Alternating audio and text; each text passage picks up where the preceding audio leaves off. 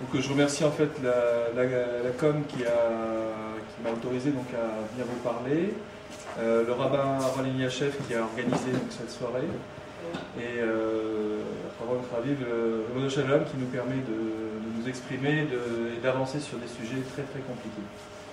Donc le thème de ce soir, c'est une introduction au livre que j'ai écrit. Le thème c'est la haine gratuite. Est-ce que c'est une tumeur incurable? Donc ce shiur, c'est les Ilou Nishmat, les victimes de l'attentat. Donc Yoav Attab, Philippe Braham, Yohan Cohen et François-Michel Saada. Et pour la protection de tout le clan d'Israël. Et pour la réfoua Shelema de David Ben Chana Feigel Sipora et Adel Yehudit Bat Rivka. Donc, le sujet c'est la haine gratuite. Qu'est-ce que c'est? Qu'est-ce qu'on en sait? Comment est-ce qu'on sait s'en défaire? Quelle est la problématique? En fait, on a une faute dans le cas d'Israël qui est extrêmement miyuchedet, extrêmement singulière. C'est une faute qui est qualifiée d'une gravité énorme, presque impensable, dont les conséquences sont également incalculables. Si la problématique de sa maîtrise de cette faute-là, elles sont énormes également. Et d'un autre côté, on a une incompréhension totale de cette faute. Une difficulté à la maîtriser, à savoir ce que c'est, etc. Cette faute, c'est la sinatrina, donc vous l'aurez compris. Donc, comment est-ce que cette faute-là, quelle est cette difficulté? Alors, on a une Gemara qui nous éclaire beaucoup sur cette problématique. La Gemara, c'est Gemara Yoma, qui explique les travaux qu'il y avait dans tout ce qui se passait pendant le jour de Yom Kippour.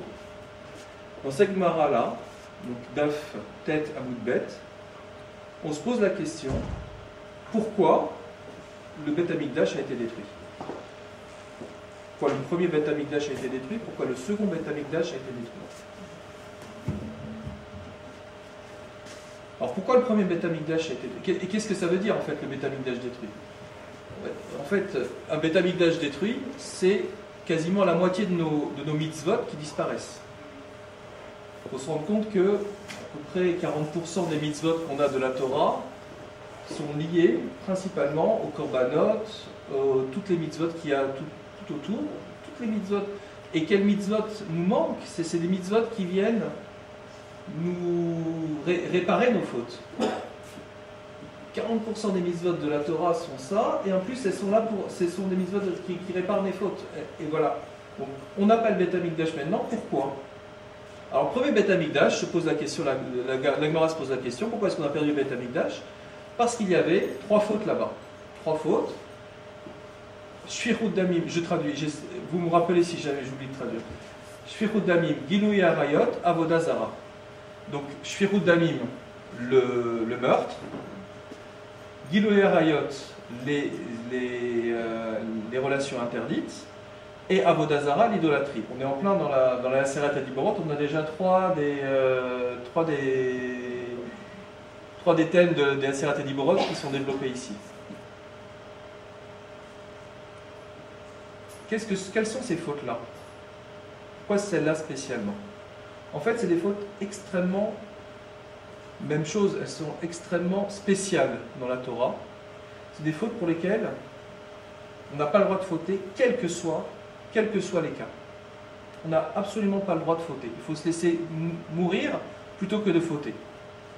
Vous allez me dire, Shabbat, si je suis en danger de mort, je transgresse Shabbat. Shabbat, c'est une dame qui accouche, on prend la voiture, on transgresse Shabbat pour aller la sauver. S'il y a une personne qui est en danger de mort, si je suis en danger de mort, je peux manger du chazir. Si par le chazir, je vais pouvoir survivre. Donc, ces mitzvot-là, elles sont au-delà de tout ce qu'on connaît comme mitzvot, ici, le mitzvot classique. Le meurtre, si jamais une personne me dit, voilà, tu dois tuer cette personne-là, sinon je te tue, tue-moi. Tu dois te prosterner devant cette idole, sinon je te tue, tue-moi. Ou tu dois, pour vivre, mais je dois par exemple faire cette avoda-là, et ça c'est pour me guérir d'un mal, ben, je ne dois pas le faire, je dois me laisser mourir. C'est les seuls mitzvot. Alors, de manière très claire, également, si jamais on me demande de manger du chazir devant plus de 10 personnes, etc., pour faire honte à la Torah, ça, je dois me laisser mourir pour ça. Mais ces mitzvot-là, même si je suis tout seul dans mon coin, bien caché, etc., là, c'est vraiment ces mitzvot-là, elles ont un statut particulier, et c'est les seuls. Donc ces trois mitzvot-là, qui sont des mitzvot essentiels et importantes, ont été le vecteur, le moteur du fait que la présence divine a quitté le Beth Amikdash, le premier Beth Amikdash. Donc les pierres, il y a un roi qui s'appelle Nabucodonosor qui a détruit les pierres du Beth Amikdash et qui a emmené les Bnei Israël en exil. Bon, au bout de 70 ans, parce que tout ça c'était quasiment prévu dans les textes, au bout de 70 ans, les Bnei Israël reviennent, reconstruisent un temple, et 420 ans plus tard, ce temple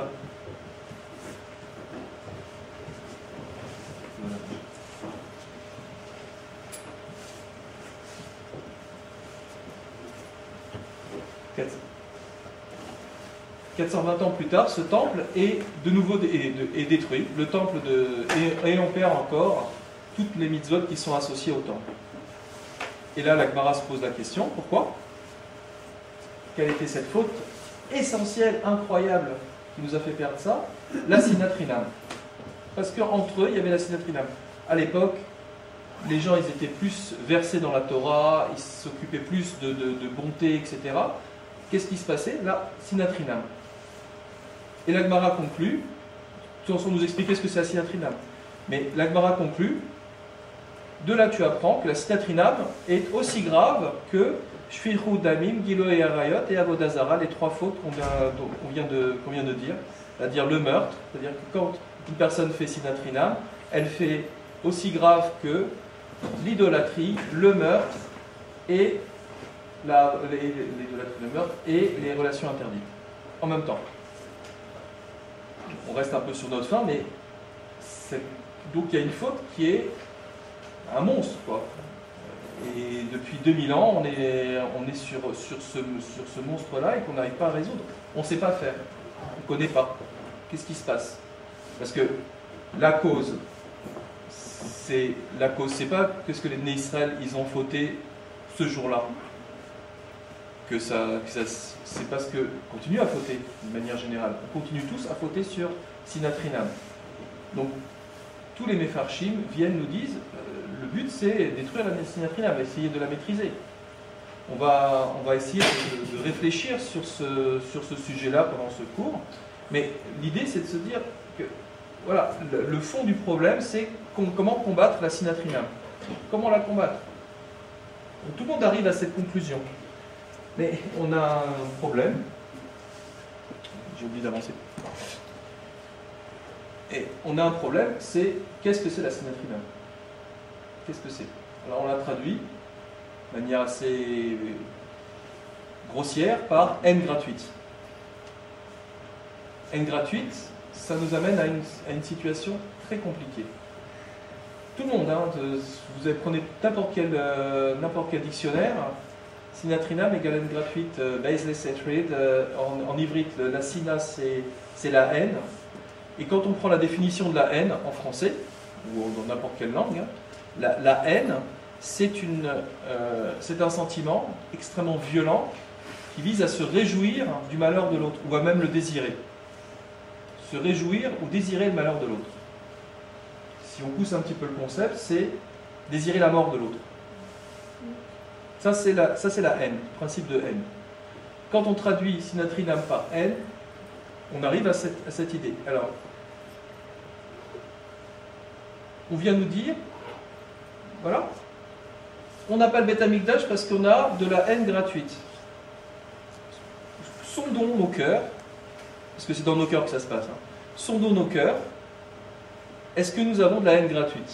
Est-ce que nous avons le désir de mort d'un proche, de personnes comme ça? C'est difficile, trouve pas. Trouve pas d'exemple. Trouvons des exemples de haine gratuite. Difficile. De haine déjà.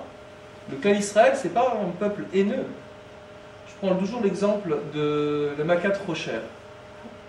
Makat Rocher, les Égyptiens, la plaie des ténèbres. Les Égyptiens, ils sont...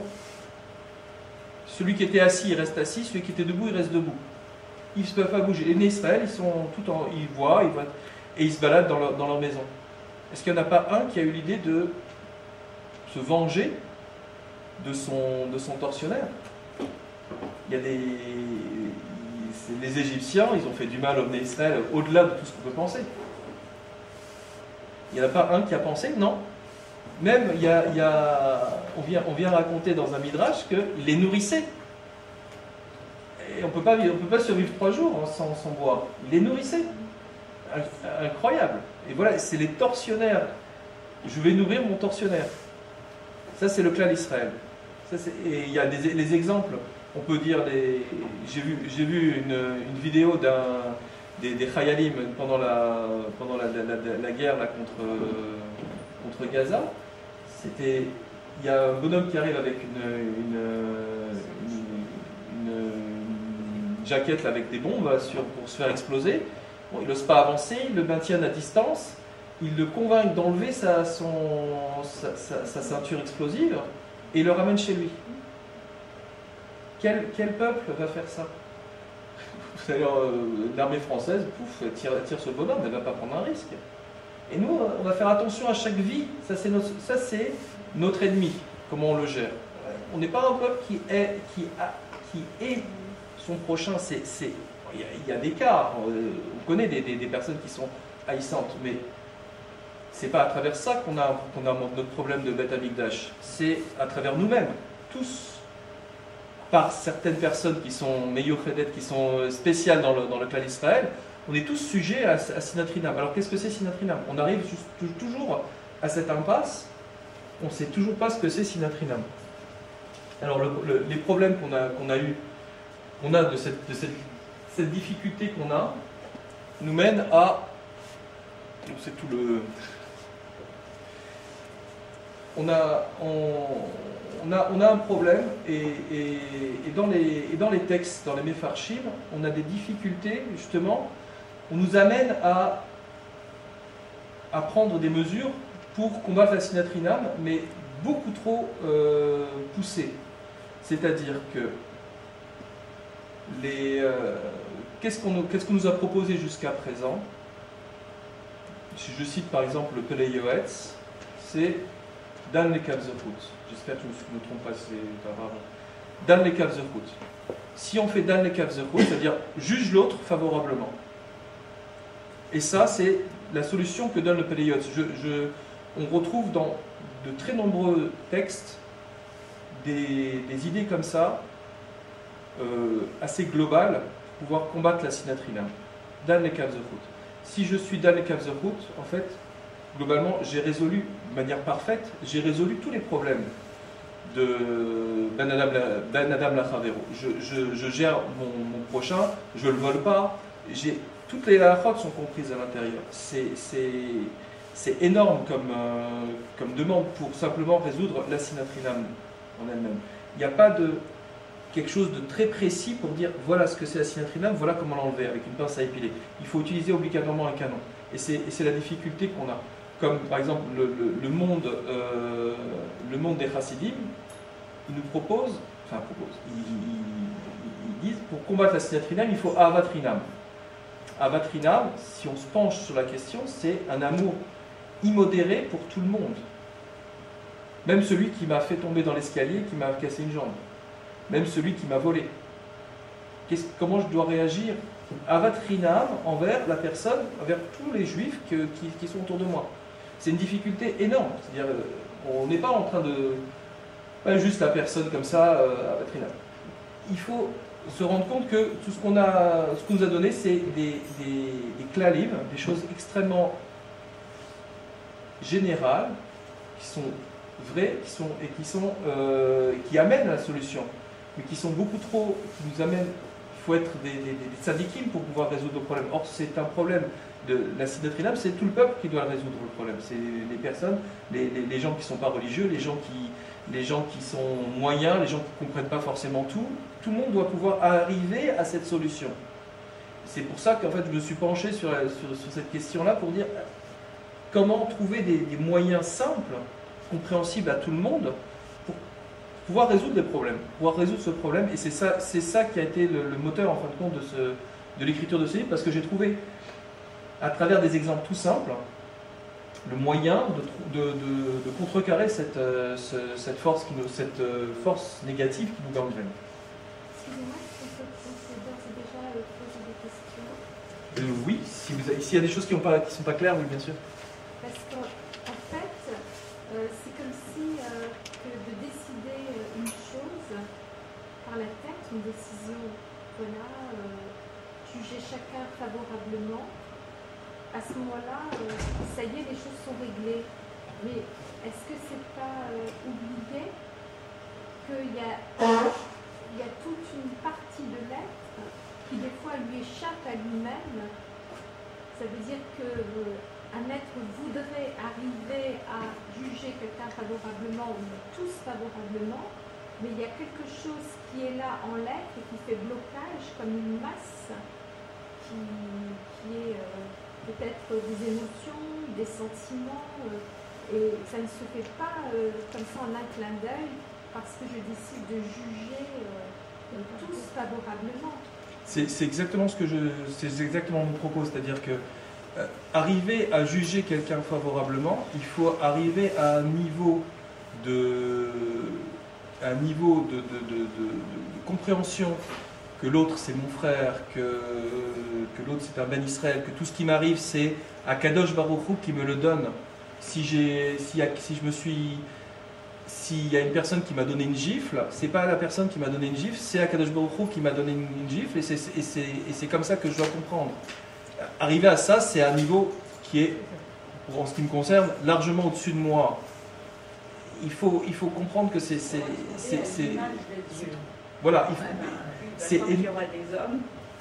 Non, mais c'est un travail énorme à faire, et c'est quelque chose qui est très difficile. C'est un exemple que j'ai donné, mais les exemples d'Anne Le Kavzerhout, que toujours ne fais pas à autrui ce que tu veux pas qu'on te fasse, ce sont des exemples et Avatrinam par exemple, ce sont des vraies solutions, mais beaucoup trop puissantes pour qu'on puisse les appliquer, en ce qui me concerne, hein, mais pour qu'on puisse les appliquer, je dirais, à tout venant, en fait, de manière normale.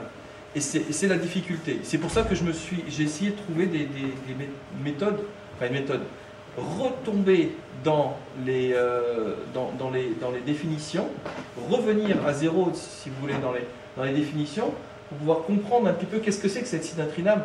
Pourquoi est-ce chaque livre qui nous parle de Sinatrinam, il nous donne un canon pour tuer une mouche.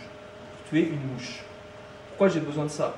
Pourquoi on ne trouve pas le moyen de retirer juste la mouche avec une pince à épiler?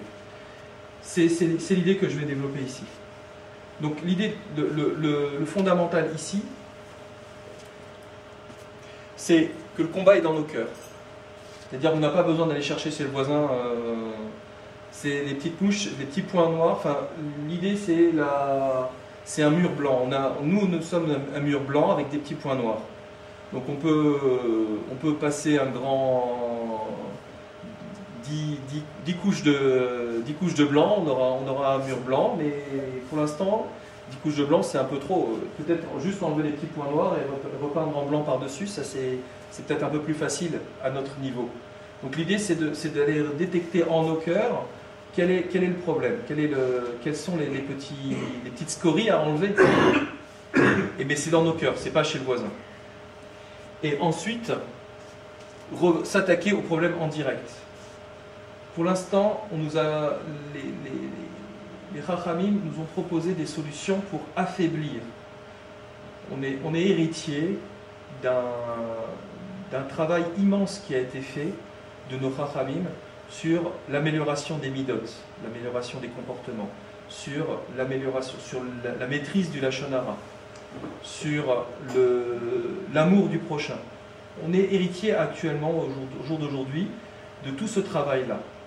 On n'est pas du tout en train de faire table rase de tout ce qui s'est passé avant. Au contraire, on va s'appuyer sur ça parce qu'on va être plus facile, ça va être plus facile pour nous pour avancer. Mais le problème, justement, ce que je suis en train de dire, c'est que le problème de s'attaquer directement à la Sinatrinam n'a pas encore été tenté. Et c'est ce qu'on va essayer de faire ce soir. Merci Hachem. Donc on a vu que la définition du terme haine a amené à une impasse. Pourquoi ? On a une Mishnah. On a une Mishnah dans Sanhedrin, elle n'est même pas cachée dans un traité obscur comme ça, mais elle est bien connue. C'est une Mishnah qui vient dire qui a le droit de témoigner ou d'être juge. Et on retire, on enlève des personnes qui n'ont pas le droit de témoigner, les gens qui sont proches dans la famille, donc le frère, la sœur, etc. Et aussi le Ohev, qui mérite une définition, et le sonné. Et là, la Mishnah nous donne une définition du sonné et une définition du Ohev. On va rester sur la définition du sonné. Le sonné, contrairement à ce qu'on pouvait penser, c'est pas quelqu'un qui hait la personne, c'est quelqu'un qui ne lui a pas parlé depuis 3 jours à cause d'un différend. Qui ne lui a pas parlé pendant 3 jours.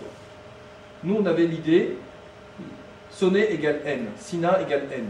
Là, maintenant, on est, je te parle pas pendant 3 jours.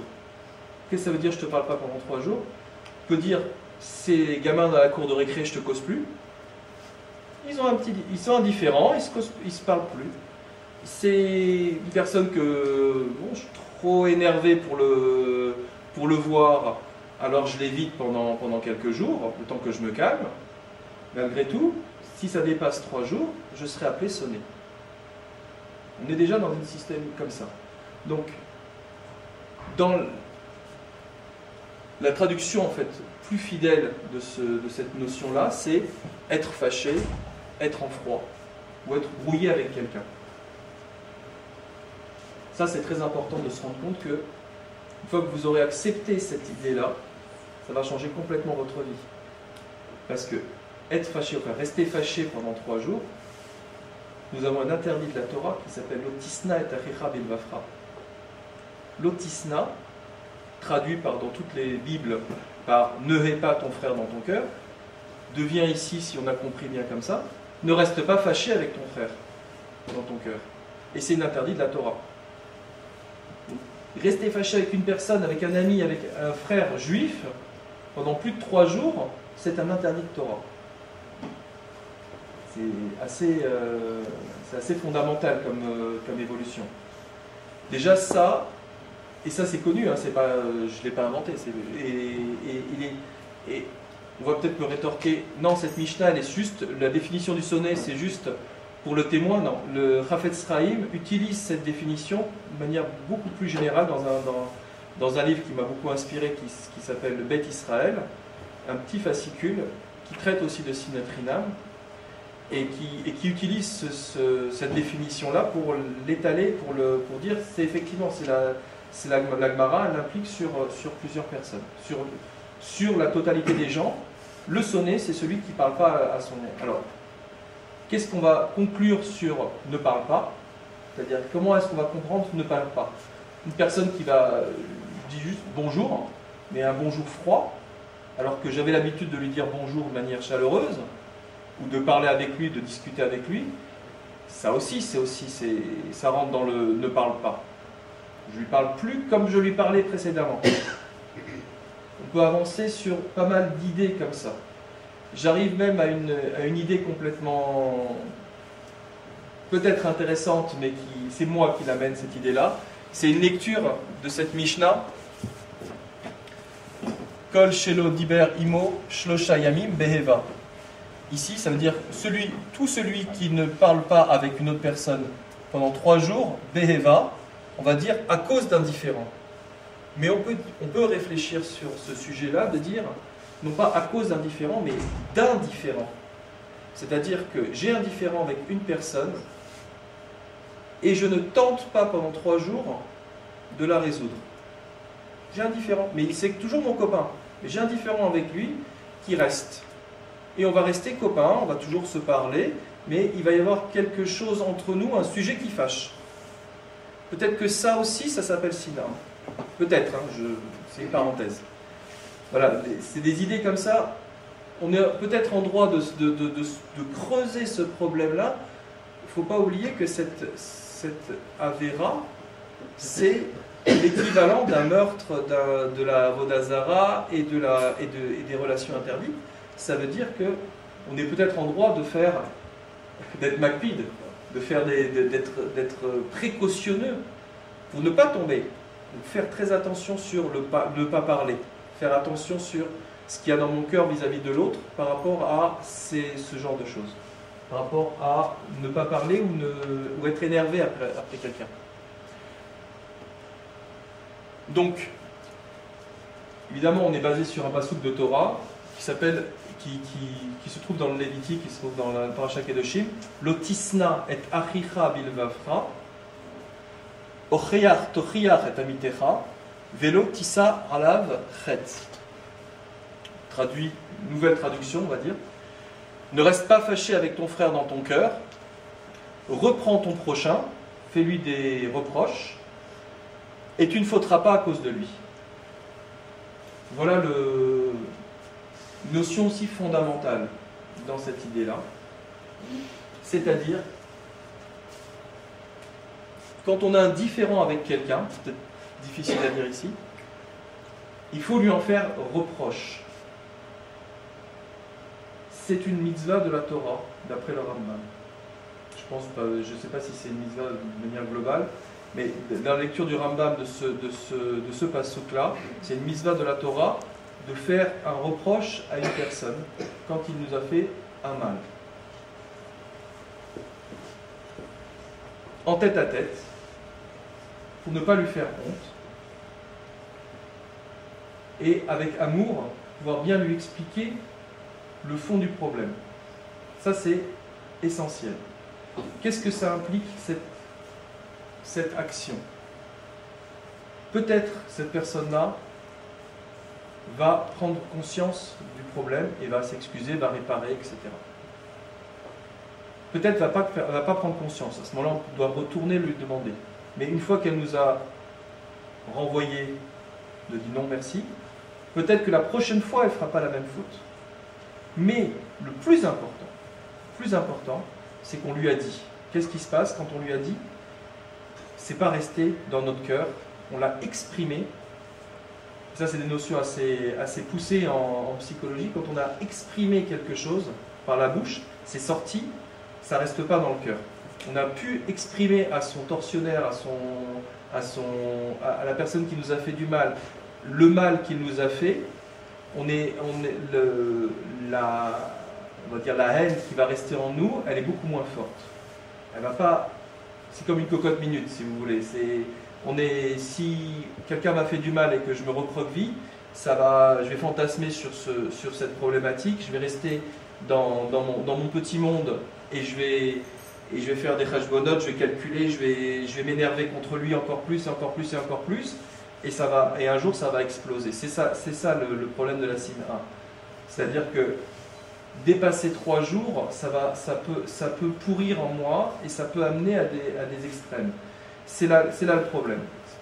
En faisant la Torah, la Torah nous donne une solution. Pas qu'une mitzvah, une solution au problème. Hop, j'ai extrait. La personne qui m'a fait du mal est au courant de qui m'a fait du mal. C'est beaucoup moins violent en moi à partir du moment où je l'ai exprimé. Très important de cette notion de parler. Je vous donne juste un parallèle avec la psychanalyse, qui n'est pas forcément un sujet de Torah, mais les psychanalystes, quel est le sujet de la psychanalyse? C'est de prendre des personnes qui sont névrosées et d'aller creuser dans leur passé quel est le problème qui a amené cette névrose et de lui faire dire, même pas, c'est pas au psychanalyste de faire dire, c'est la personne qui doit trouver dans sa mémoire quel est l'élément déclencheur. Et le fait de l'avoir exprimé, la personne est guérie. C'est-à-dire qu'un monsieur de 80 ans, on va dire 40 ans, qui va dire, qui est névrosé, on va lui faire 5 ans de psychanalyse, et à la fin, il va dire, oui, à 5 ans, j'ai reçu une gifle de mon grand-père, et j'ai pas pu lui dire que ça m'avait... et ça a créé en moi un sentiment très, très négatif envers mon grand-père, et voilà. Et une fois qu'il a dit, ça y est, il est guéri, d'après la psychanalyse. Voilà alors que ici, dans la Torah, on nous dit tout de suite, sans tarder, tu dois faire la tochacha. Et cette tochacha, peut-être ça va répondre à la question, peut-être cette tochacha peut être faite même envers un parent, son parent. L'idée de dire Kaved et avicha Kaved et avicha de notre paracha, elle peut être pas contournée, mais on peut faire une tochacha à ses parents selon les termes qui sont décrits par le Rambam, c'est-à-dire pourquoi est-ce que tu m'as fait cette chose, sans juger. Déjà, ses parents, on peut faire ce genre de choses sans risquer de fauter sur le sujet du kavod, rien qu'en lui disant pourquoi.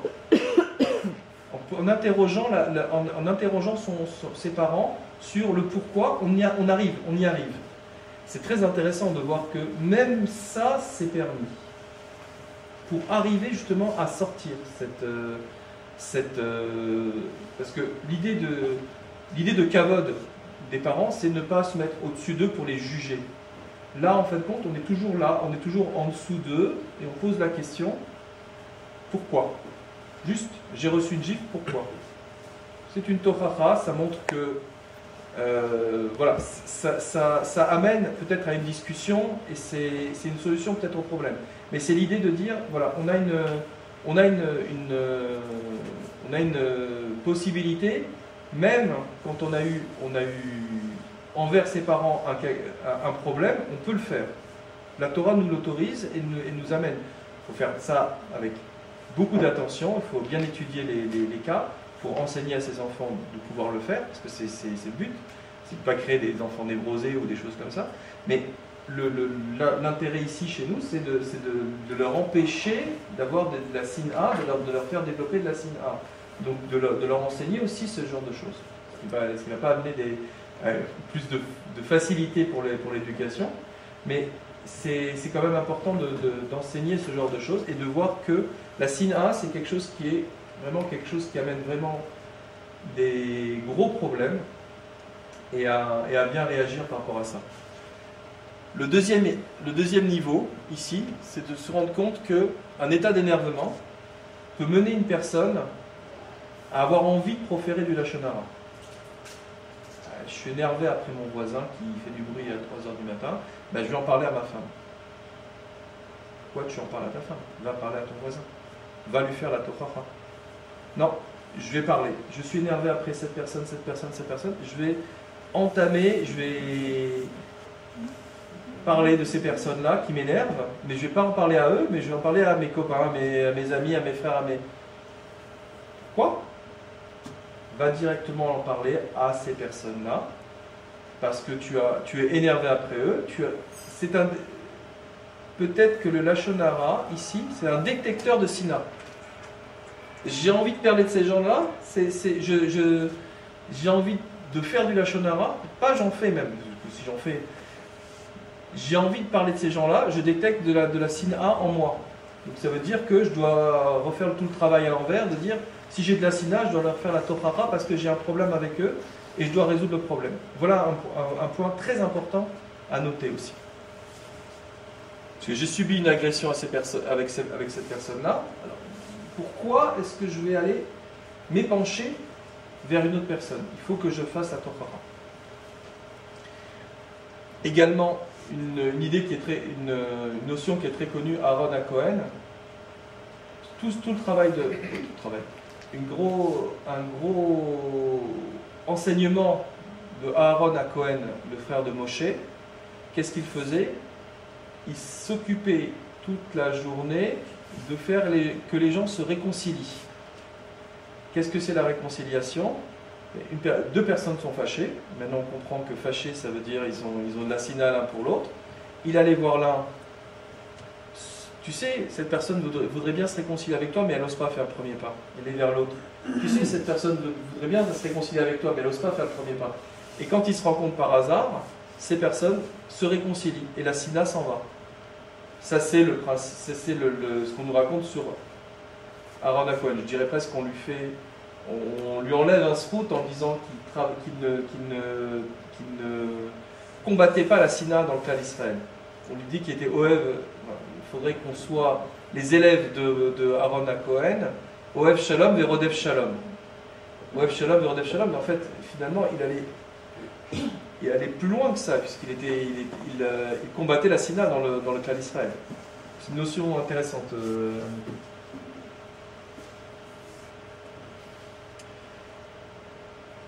Ce que je me suis aperçu à travers toute mon étude, c'est la récurrence de la parole dans tout ce Inyan de la Sina. Donc j'en ai conclu que pour maîtriser ce sentiment, parce que c'est un sentiment, et qu'on n'arrivait pas à maîtriser ce sentiment, finalement, cette récurrence de la parole fait que j'ai compris que la parole, c'est le vecteur pour nous apprendre à maîtriser la Sina. Dans la Mishnah, on se pose la question, pourquoi 3 jours? On ne se pose pas la question, pourquoi parler? Parler, voilà, on va prendre la Torah, comment on empêche la Sina de venir? On fait un reproche. La Mishnah, ne pas parler, c'est détecter la Sina. Donc si je parle avec une personne, normalement, pas de manière hypocrite, mais si je lui parle, je sais que je n'ai pas de la sina pour elle, si je lui parle de manière volontaire. Que la sina amène le lashon hara, qu'éviter la sina peut éviter le lashon hara, que le but de se réconcilier, c'est de se parler.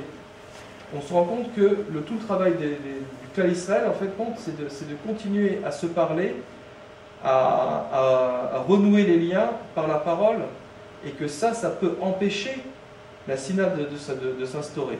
C'est une notion intéressante de voir que, en fin de compte, pour résoudre ce problème qui est un sentiment, les Chachamim nous offrent la parole comme une solution.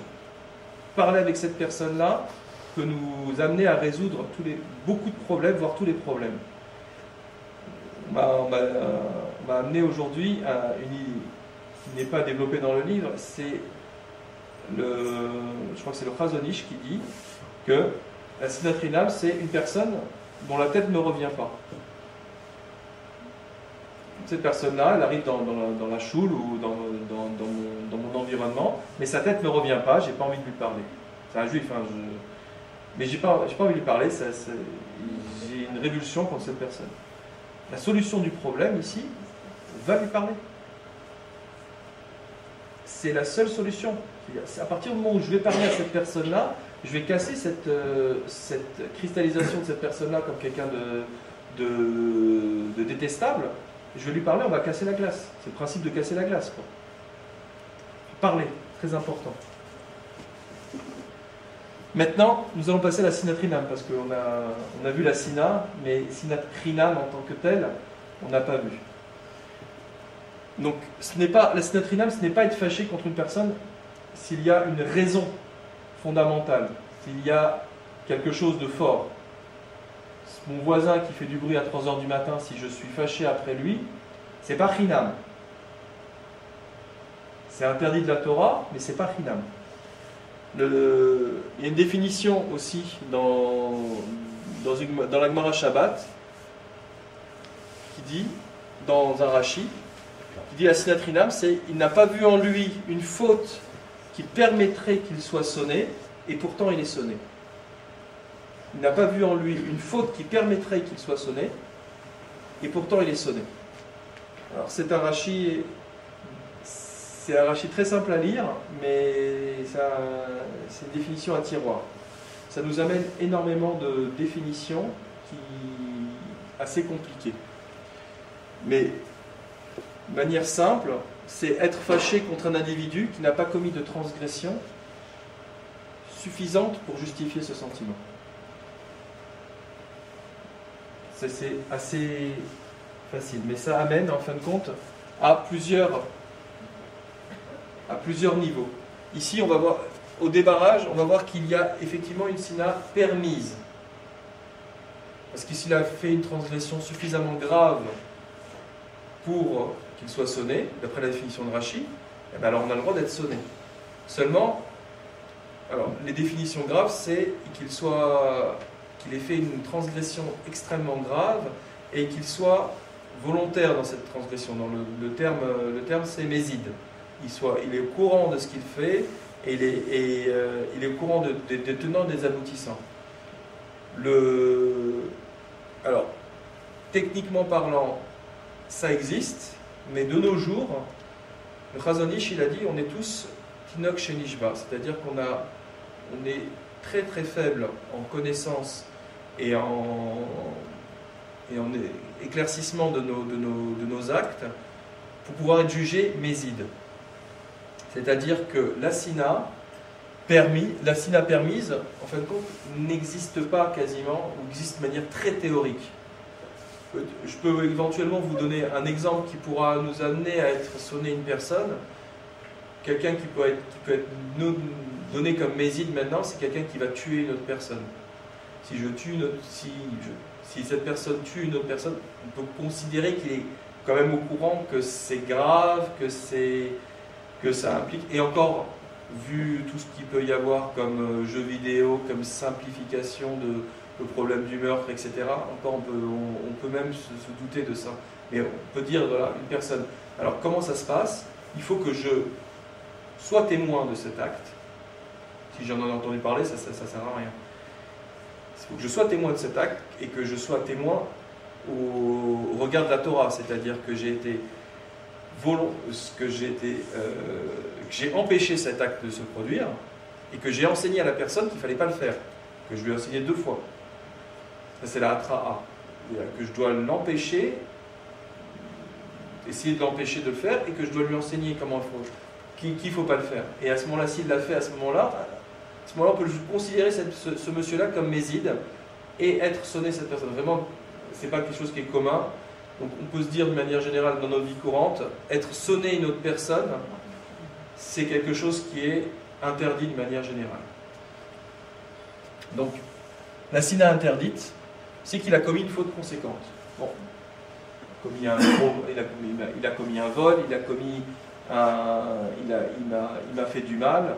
On parle envers moi, on ne parle pas de fautes envers le Créateur, qui sont des fautes qui sont un petit peu difficiles à gérer à l'heure actuelle, justement à cause de ce que nous a amené le Chazon Ish. C'est difficile d'être... de manière générale, on va considérer qu'elles sont interdites sans être rinam, on va dire comme ça. Mais donc, la personne a fait une faute grave, donc j'ai une interdiction d'être sonné cette personne. Une interdiction simple. Donc je dois la gérer à travers la tochacha. J'ai un moyen de l'empêcher d'empêcher cette sina de s'installer chez moi ou de résoudre le problème en allant lui parler. Maintenant, la sina interdite est chinam. La personne a commis une faute légère. Il m'a pas tenu la porte, il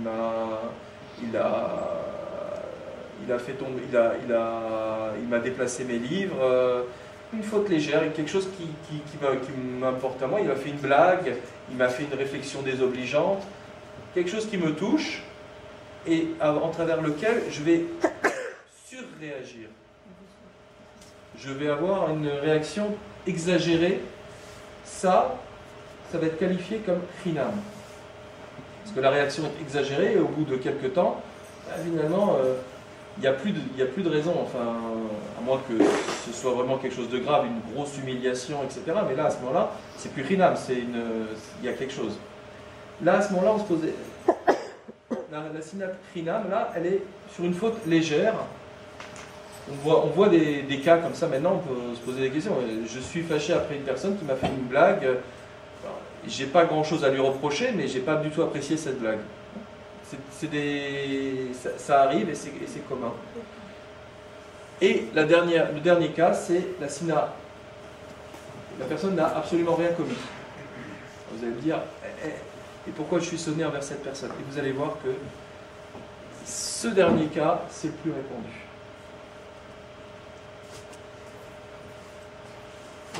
Parce que j'ai l'exemple qui m'a permis d'éclaircir un peu cette idée-là, c'est cet exemple, c'est que quand je catégorise les gens, je peux arriver à être sonner les personnes sans même les connaître. J'aime pas, on va pas parler directement des castes. J'aime pas les fumeurs, j'aime pas les cyclistes. Il y a un cycliste qui vient dans la salle, déjà j'ai une répulsion envers lui.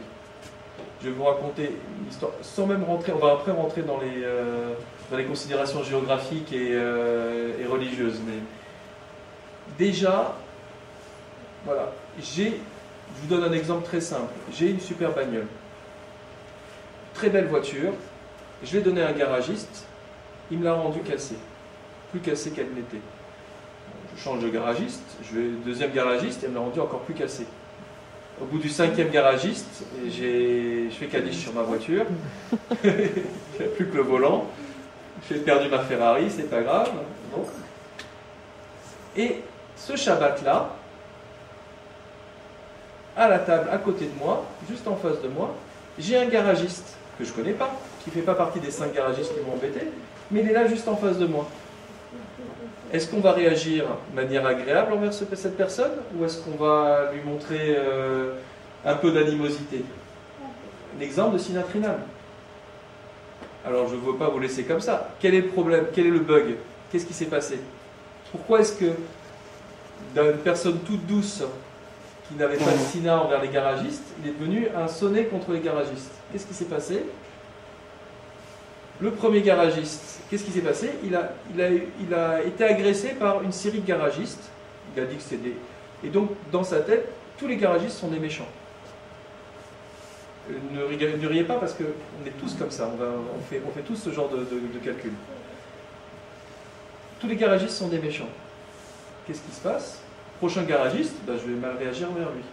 Quelle est l'erreur qu'il a commise? Il n'a pas fait la Torah. Le premier garagiste, monsieur Cohen, Réhouven, tu m'as cassé ma voiture. Pourquoi tu me l'as rendue plus cassée? C'est envers Réhouven que j'ai un problème.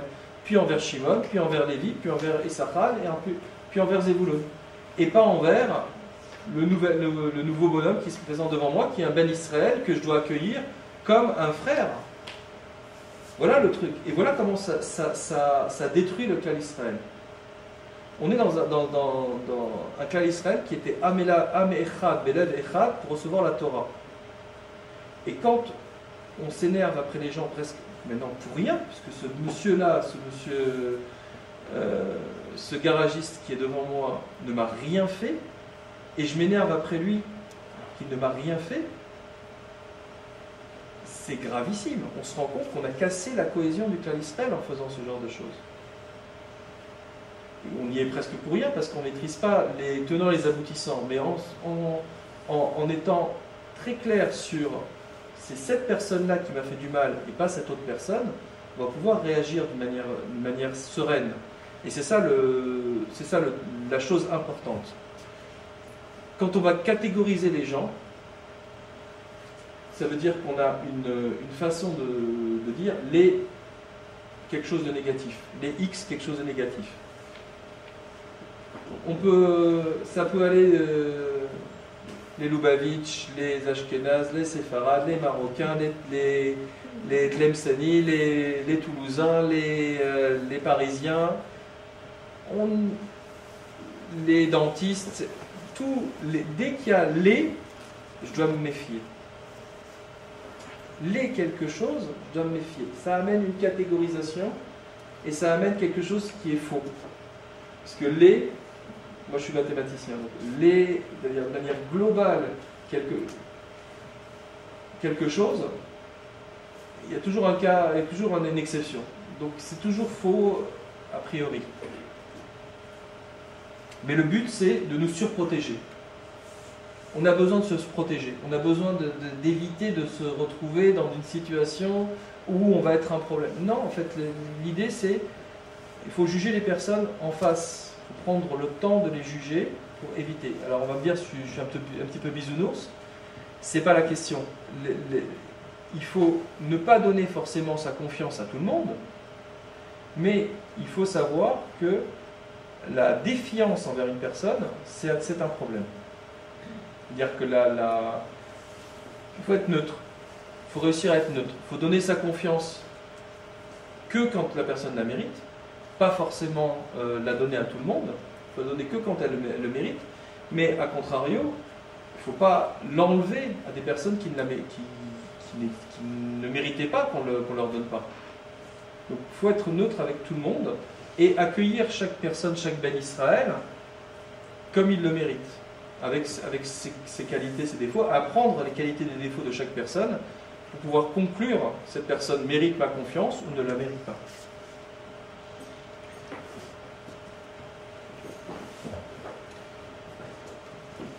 Le Netziv, il a rajouté quelque chose dans son Avec Davar, dans l'introduction de Bereshit, quelque chose d'intéressant. Elle a dit que quand cette problématique-là de défiance entre groupes s'est étendue aux religieux, aux rabbinim, c'est là qu'il y a eu le Korban Bet Hamikdash.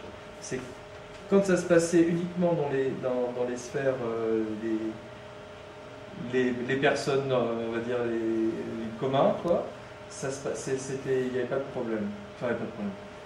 C'était un problème que Akadosh Baruch Hu n'acceptait pas, mais quand ça s'est étalé à toutes les classes de la société, c'est là qu'il y a eu le problème.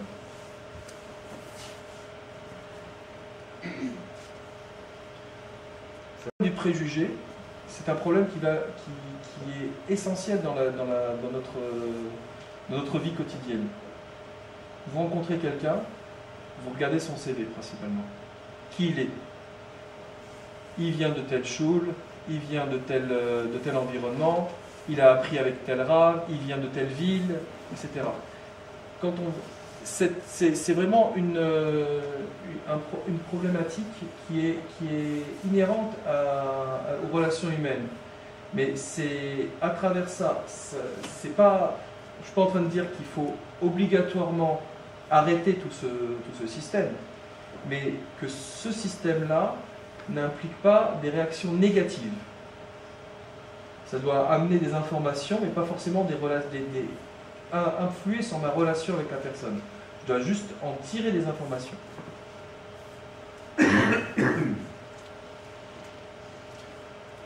À travers l'étude que j'ai menée, je suis arrivé à plusieurs...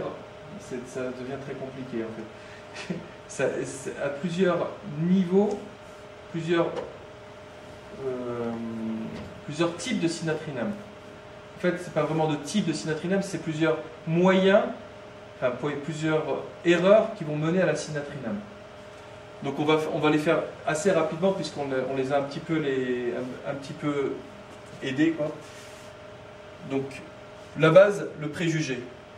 Le préjugé, on vient de le voir ici, quand j'ai un préjugé envers une personne, je vais arriver à avoir une mauvaise opinion de lui et je vais peut-être développer de la sina contre lui. C'est une sinatrinam. Une personne que je ne connais pas. Donc la haine de soi, la misanthropie, c'est aussi une forme qui va amener à la sinatrinam.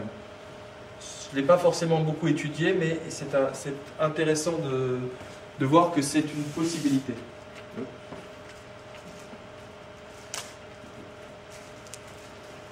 L'appartenance à des courants de pensée, la politique, ou les courants religieux peuvent amener les gens à s'entre-déchirer, et ça, il faut se rendre compte qu'on est un peuple extrêmement petit, et que tout notre but, c'est la Torah et que la Torah elle nous a été donnée que par Amechad Belavechad. C'est qu'en étant unis, qu'on a reçu la Torah, c'est qu'en étant unis qu'on va pouvoir s'en sortir, de sortir de cette galoute. Et trouver des moyens de se couper les uns les autres, c'est quand même c'est un sport national presque, mais c'est quelque chose qu'il faut juguler. Différence d'opinion également. Les causes invalides, on l'a regardé tout à l'heure. Si une cause est insuffisante pour susciter un sentiment de sina, elle est qualifiée d'invalide. Et j'ai laissé la dernière que je n'ai pas parlé, c'est presque la seule que je n'ai pas évoquée. C'est celle qui est évoquée dans le Sefer Beth Israël du Chafetz Chaim. C'est la jalousie et l'envie. La jalousie et l'envie peuvent amener des gens à haïr les autres. Il a une plus belle voiture que moi, il a plus d'argent que moi, il a plus d'honneur que moi, il est plus respecté que moi, il a plus de bienfaits que moi, de midot tovot que moi, et je vais le détester à cause de ça. Et le Chafetz Chaim dit, c'est mal écrit, on ne peut prétendre à un cheveu de ce qui ne devrait pas nous revenir dans ce monde-ci. Tout est absolument calculé dans le monde. Akadosh Baruch Hu, il donne à chacun exactement ce dont il a besoin et ce dont il ne peut. S'il gagne plus que ce qu'il devait, il va le perdre. Il y a une histoire sur le Chafetz Chaim pour l'argent. C'est quelque chose qui est très intéressant. Toutes les midot, mais sur l'argent, en fait, il s'appesantit pas mal. Il y a une histoire sur le Chafetz Chaim, il dit une personne qui dit faites-moi une tefila pour ma parnassa. Elle dit que tu gagnes ce que tu dois gagner. C'est tout. Si je fais une tefila pour que tu gagnes plus et que ça devrait, que tu ne mérites pas, tu vas le perdre et tu vas faire un ulcère à cause de ça. Si tu devais gagner, si je fais la tefila pour que tu gagnes 1 million alors que Kadosh Baruch Hu dans ses comptes tu dois gagner que 10 000, tu vas gagner le million, mais après tu vas le perdre. Est-ce que tu es prêt à subir ce stress? Dans le Sefer Beth Israël, le Chafetz Chaim il dit la chose suivante. Il dit l'argent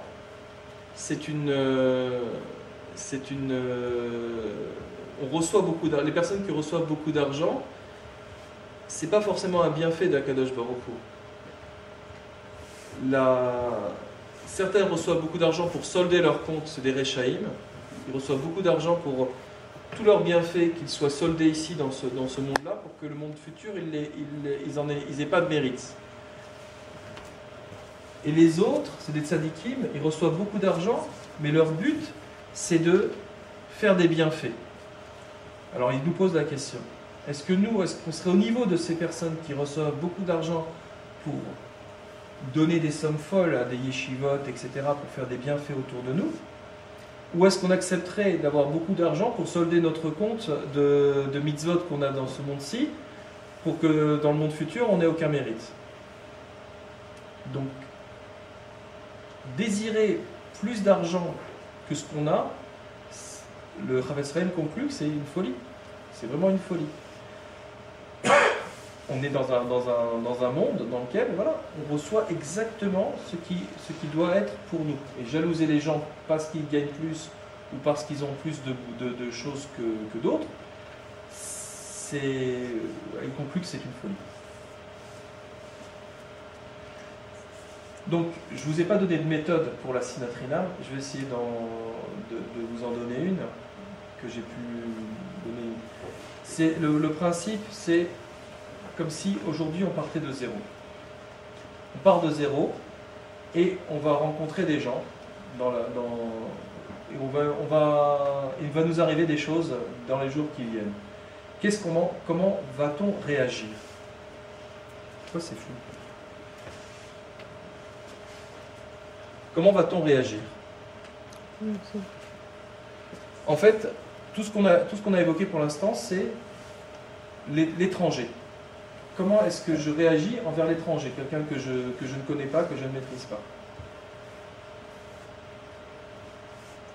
Mais quand on va appliquer un préjugé, la personne, même proche, peut devenir un étranger. Je donne un exemple très courant. Il y a un petit enfant qui a 5 ans qui va dire « Papa, c'est quoi Bassar Bechalav ?» Oh là là, mais un petit gamin de 5 ans qui va poser cette question-là, qu'est-ce qu'il peut comprendre de Bassar Bechalav? Attends, c'est pas ton âge, tu viendras quand tu seras plus grand, quand tu auras 10 ans, tu viendras poser la question. Comment peut-on réagir de cette manière-là? Il y a un enfant qui vient nous parler, on a catégorisé qu'un enfant de 5 ans, ou on peut dire 3 ans ou 2 ans, hein, ne pourrait pas comprendre Bassar Bechalav, les mélanges des viandes, alors à ce moment-là, on le rejette. Parce que dans sa tête, de notre tête, un enfant de 2 ans ne peut pas comprendre. Donc, il ne peut pas comprendre, donc je le rejette. Voilà un cas de sinatrinam. J'ai cassé une relation avec une personne, donc je ne lui ai pas parlé.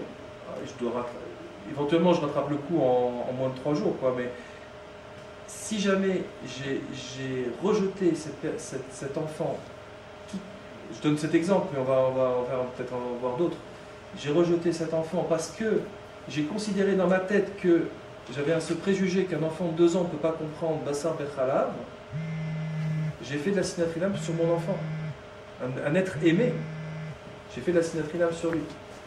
C'est pas anodin comme situation. Je vous donne quelque chose qui est plus rigolo peut-être. Une épouse qui demande à son mari je voudrais un bijou.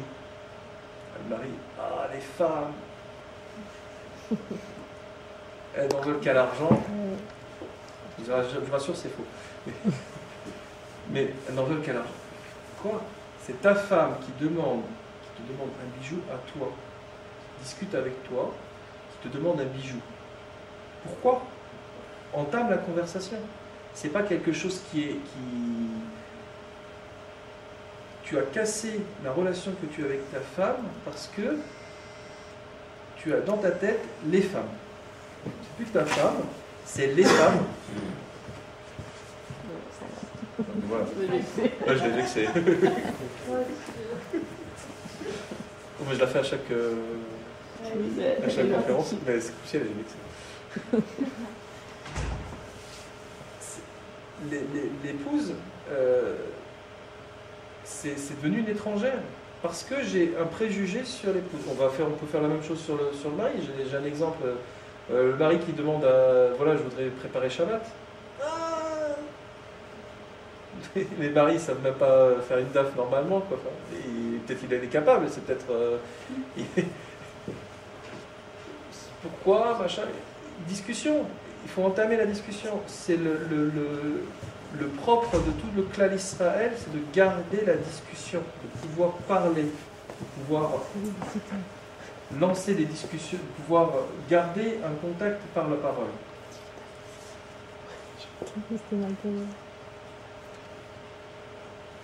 Donc dès qu'un stéréotype vient polluer ma relation à l'autre,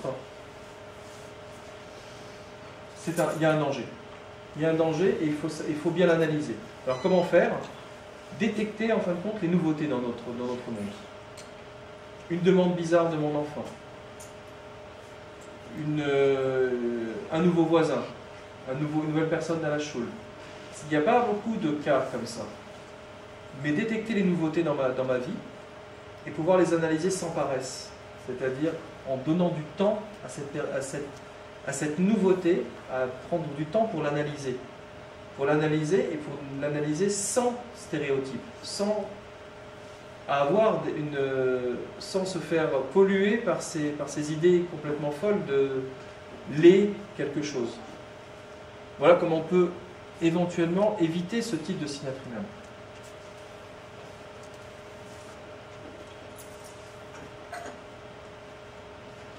Donc, ce problème-là, c'est aussi une idée personnelle. Donc vous voulez. C'est aussi une idée personnelle. C'est c'est un problème au niveau du peuple juif complètement. En plus de tout ce que ça peut amener, et en résolution de tous nos problèmes, j'ai une idée comme ça que la haine des peuples, des nations contre le clan Israël, il y a plusieurs haines des nations contre le clan Israël. Il y a une haine de réprobation, parce qu'on a reçu la Torah, qui est héritée du Mont Sinaï et qui est, on n'y peut rien. Mais il y a des haines qui peuvent devenir violentes et qu'on subit. Or, quelque chose qu'on subit, c'est quelque chose que, quelque part, on a peut-être généré Mida Kenegan Mida. Quelque part, notre propre haine gratuite pour nos frères, peut-être elle nous est retournée par Akadosh Baruch Hu pour nous montrer, regardez, il y a quelque chose. Ça peut pas être. C'est difficile de dire que la haine gratuite des Umot HaOlam contre nous, elle n'a pas de source dans nos fautes, dans nos propres fautes. Peut-être qu'en travaillant sur notre Sinat Chinam, on pourrait peut-être juguler une partie de l'antisémitisme. Notre idée aussi, c'est que ce sujet est quasiment vierge, c'est-à-dire qu'il n'est pas du tout travaillé. Et que l'idée, c'est de voir tout ce qu'on pourrait en faire, quel effet ça pourrait avoir, simplement si, voilà, dans tous les gens, un millier de personnes d'un seul coup se mettaient à appeler une personne avec qui ils sont fâchés et se réconcilier avec. Quel effet ça pourrait avoir? Une personne avec qui on est fâché de loin, une lointaine personne, un ancien collègue, un ancien camarade de classe, etc. On s'est quitté en mauvais termes. C'est de la Sinat Chinam. Maintenant, la raison, elle n'existe plus. Prendre le téléphone, essayer de se prendre un café, reparler de ce problème-là, etc. Ça peut résoudre. L'effet est immense. Et la faute qu'on a sur nous, parce qu'on a gardé cette sina, elle est immense également. Combien, en travaillant simplement sur ces petits actes de se réconcilier avec son voisin, de se réconcilier avec des personnes, qu'est-ce qu'on pourrait faire? Ça, c'est déjà un point qui est absolument incroyable à voir. Je ne suis pas dans les contes d'Akadosh Baruch Hu, mais l'idée de se dire combien de fautes on pouvait éviter simplement en se réconciliant avec le maximum de personnes autour de nous-mêmes. Je ne parle pas de se réconcilier avec les gens avec lesquels on est les plus fâchés. Hein, et je ne parle pas de se réconcilier avec sa belle-mère, son beau-père, son frère, sa sœur. Ça, c'est déjà très très difficile. Ça, c'est quand on sera bien on sera bien entraîné. Alors à ce moment-là, on pourrait y arriver peut-être. Mais au début, les gens lointains. J'invite tout le monde à faire, à essayer de voir avec qui ils sont peut-être fâchés pour pouvoir. Déjà, cette problématique-là, on pourrait arriver à quelque chose de merveilleux, quoi. On serait j'appelle ça la Milchamet Sinat Israël Chinam. La guerre contre la Sina en Israël, j'appelle ça la guerre contre la Sina en Israël. Milchamet Sinat Israël Chinam, quand on regarde les Rachet Evot, les premières lettres, on trouve Mashiach. Tout le peuple d'Israël se mettant en guerre contre cette volonté de toujours se quereller, peut-être que ça nous amènerait justement cette idée de Mashiach. Ça, c'est important. Notre idée ici, c'est la réparation du drame lié aux 24 000 Talmidim de Rabbi Akiva. On fait un deuil parce que Rabbi Akiva, il avait qu'à 24 000 Talmidim et que ces 24 000 Talmidim sont tous morts dans un laps de temps très très court pendant la Sfirat HaOmer, pendant le passage entre Pessah et Shavuot. Ils sont tous morts à ce moment-là, 24 000 Talmidim. Et on fait un deuil. Je me suis souvent interrogé, pourquoi ce deuil? C'est les seuls 24 000 juifs qui sont morts dans toute l'histoire. Quelle est l'idée? Rav Ramou, il m'avait répondu ce jour-là. 24 000 Talmidim, c'était par quoi elle est passée la Torah après ces 24 000 Talmidim? La Torah est passée par 5 Talmidim. C'est-à-dire que toute la Torah de Rabbi Akiva, au lieu de passer par l'éclairement de 24 000 façons de voir, elle nous est parvenue qu'à travers 5 façons de voir. Rabbi Meir, Rabbi Tarfon, Rabbi... Vous laissez... bon, Rabbi Yossi, Rabbi Shimon Bar Yochai et Rabbi Eliezer ben Shammua, si je me souviens bien. Donc ces 5-là nous ont éclairé de la Torah et on a eu la Torah qu'à travers ces 5, alors qu'on aurait pu avoir 24 000 façons de voir la Torah, on l'a vu qu'à travers 5 façons. Et l'on pleure de ce manque de clarté. Et voilà, on a un sujet qui est très peu qui est très peu analysé. Là, on voit qu'on a beaucoup de choses, beaucoup d'éléments sur lesquels on peut travailler. Donc, si jamais tout le monde se mettait à réfléchir, à travailler sur ce sujet-là, ce serait peut-être un petit coup, justement, de ce manque qu'on a de la Torah de Rabbi Akiva, de réparer, en fin de compte, ce manque-là, pour pouvoir, justement, ouvrir un éclairement de cette notion de sinatrinam. Donc, en conclusion, comment combattre la sinatrinam? On a vu que la sinatrinam, c'était l'équivalent de l'idolâtrie, l'immoralité et le meurtre ensemble, que enlever la sinatrinam, ça amène la Géoula, que la sina, c'est rester fâché ou être en froid, être brouillé avec quelqu'un, que la solution pouvait être la tochacha. Lorsqu'on a un différend avec quelqu'un, il faut lui en faire reproche, en tête à tête. La tochacha, c'est aussi traiter le lachon hara à la source. Et c'est un moyen, et que le travail qui doit être nôtre, c'est de se réconcilier, trouver des moyens de se réconcilier. Que la sinatrinam, c'est rester fâché contre un individu qui n'a pas commis de transgression qui justifie ce sentiment, que toute forme de catégorisation peut mener à la sinatrinam, et que devant une situation inconnue, ne pas réagir en utilisant nos préjugés. Et que le but, c'est d'analyser chaque situation de manière spécifique, chaque Ben Israël de manière spécifique, pouvoir lui donner sa chance et qu'il puisse réagir. Merci de votre écoute.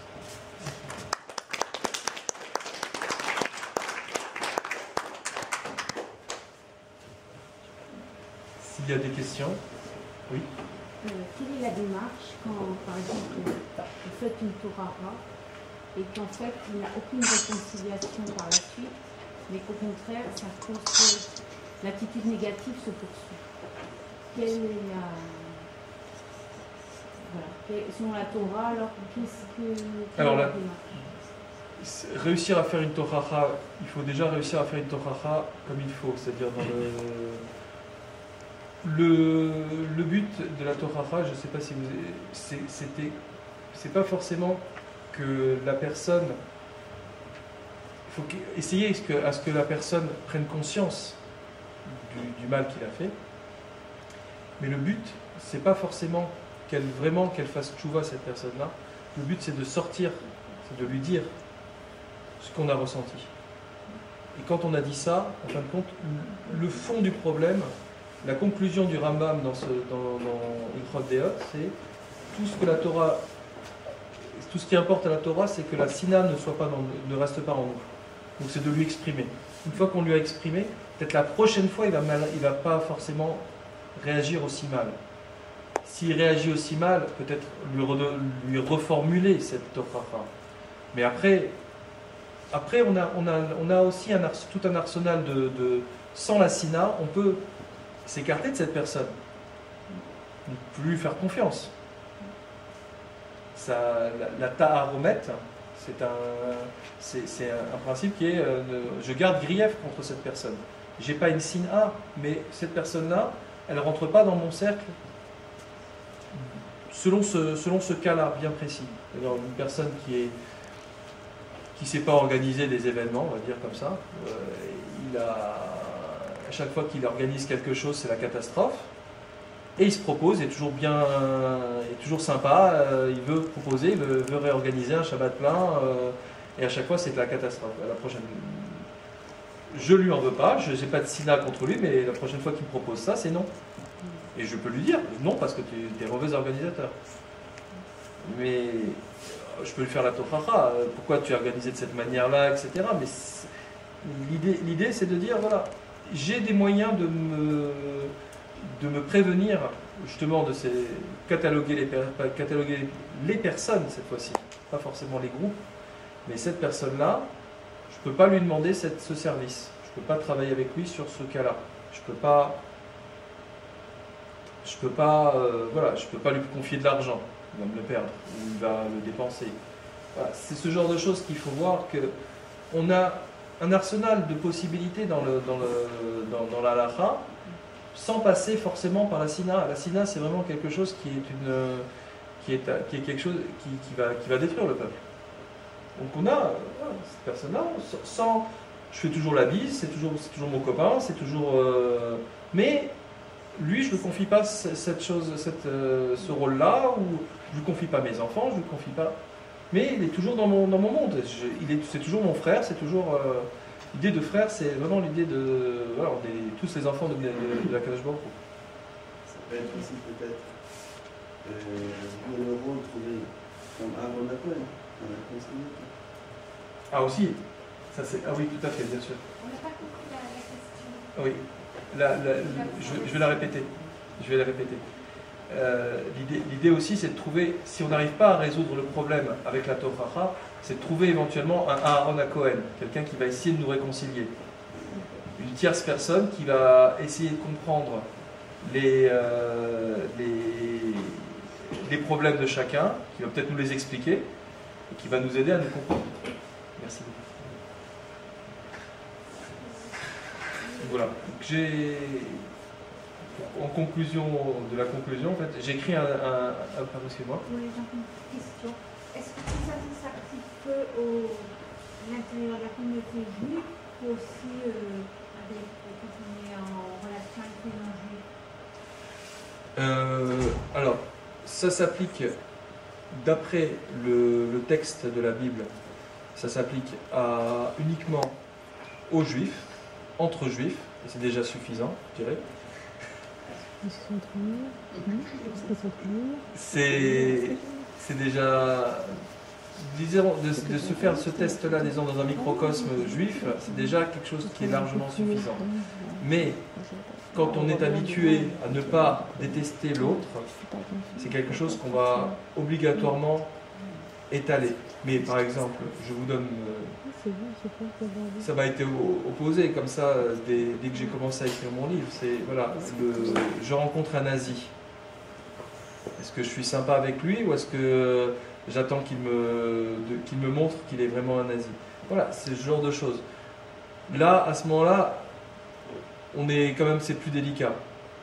Retrouver ce genre de cas dans le cas d'Israël, c'est un peu plus difficile, mais voilà, des personnes qui sont détestables, disons, dans les nations, on peut en trouver. C'est pas un interdit de Torah de s'en défier, de pas forcément les aimer. Mais le travail, c'est le tout venant, a priori, quand on est habitué à ne pas détester quelqu'un juste parce qu'il est fumeur ou parce qu'il fait partie d'un groupe ou quoi que ce soit, on va le faire de toute façon envers nos collègues de bureau non juifs ou envers notre entourage. Ça, c'est sûr. Et c'est aussi quelque chose qui est bien. C'est pas quelque chose qui est... Mais le fait d'arriver justement à ça, l'interdiction stricte d'après la Torah, c'est uniquement envers les juifs. J'espère avoir répondu. Si par exemple, reprendre ce qu'a dit Madame Kozan, si ça envenime la situation que de dire la remontrance à la personne, est-ce que à ce moment-là, le fait de lui avoir dit c'est vrai, on peut avoir un cœur plus léger, mais à ce moment-là, la personne qui nous renvoyait quelque chose qui fait qu'on puisse avoir un cœur encore plus lourd. Et il n'y a pas de fin, la personne nous entendra encore plus, et nous-mêmes, on sera mal à l'aise. Est-ce qu'il ne vaut pas mieux des fois se taire et le prendre sur soi en disant bon ben, il faut essayer de vivre et puis tant pis, j'ai affaire avec ça et ça je supporte et c'est tout ça. Alors, exactement ce que vous avez dit, c'est exactement dans les termes du Rambam. Celui qui a subi un traumatisme, quelque chose de mauvais d'une autre personne, il ne doit pas se taire, il a une mitzvah de lui dire. A contrario, le Rambam, il termine, il dit si jamais vous n'avez aucune sina contre cette personne-là, vous êtes sûr que vous lui avez pardonné, c'est-à-dire que cette personne-là vous dit elle n'était pas responsable de ses actes, ou de toute façon ça ne marchera pas, mais que je n'ai aucun grief contre cette personne, qu'il n'y a rien dans mon cœur, à ce moment-là, c'est une marque de piété que de lui pardonner sans même lui avoir fait la Torah. Parce que la Torah n'est intéressée, n'est attentive que de la sina qui pourrait résider dans mon cœur. Si jamais il y a de la sina dans votre cœur, possible, la Torah est obligatoire. Mais il faut la faire. Il y a plein de manières de la faire. Autour d'un café, autour d'une glace, on invite la personne qui nous a fait du mal chez soi, tranquillement, et évoquer. Tu sais, j'ai subi cette chose-là, pas forcément en l'accusant. Il y a des manières très détournées de présenter les choses. Utiliser une tierce personne. Il y a des manières énormes pour pouvoir essayer de résoudre les problèmes. Le but, c'est de résoudre le problème. Le but, c'est de faire connaître à la personne que ça vous a fait mal. Une fois qu'il sait que ça vous a fait mal, vous êtes libéré de ce poids. Le mal qu'il m'a fait, je le lui ai dit.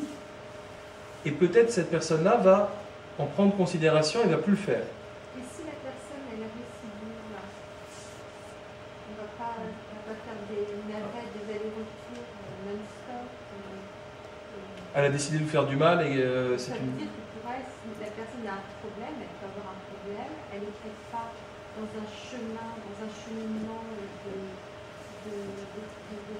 elle-même de quelque chose de rapprochement, et c'est le pot de fer et le pot de terre, comme dans la femme de la fontaine, on ne va pas se casser contre un pot de fer. Ah non.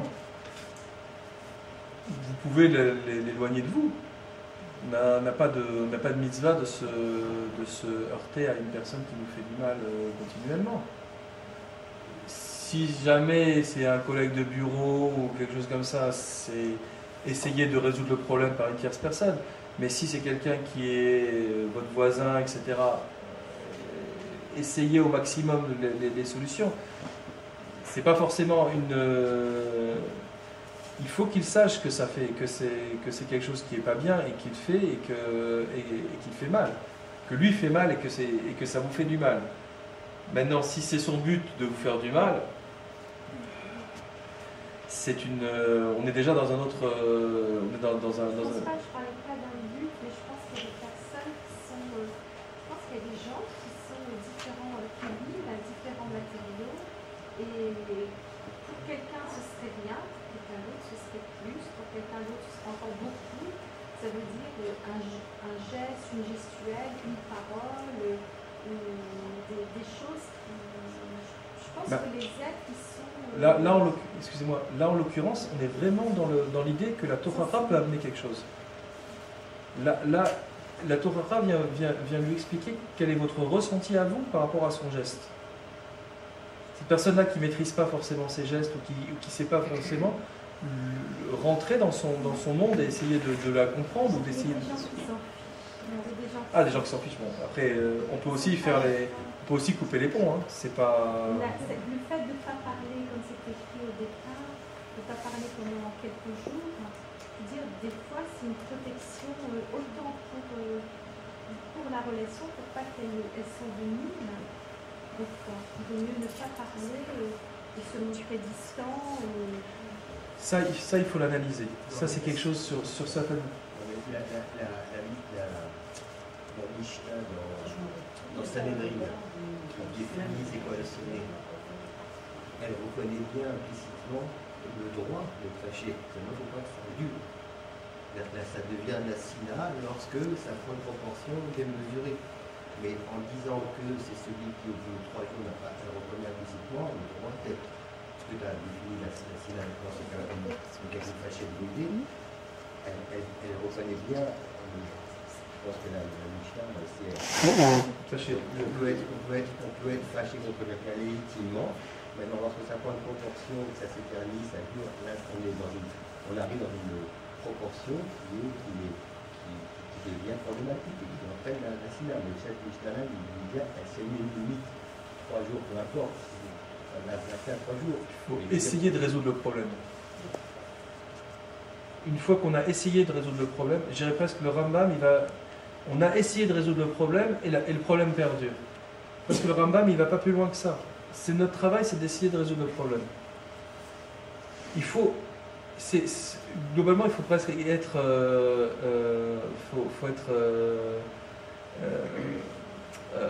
hypocrite. Il faut regarder comment on appelle ça. C'est regarder soi-même.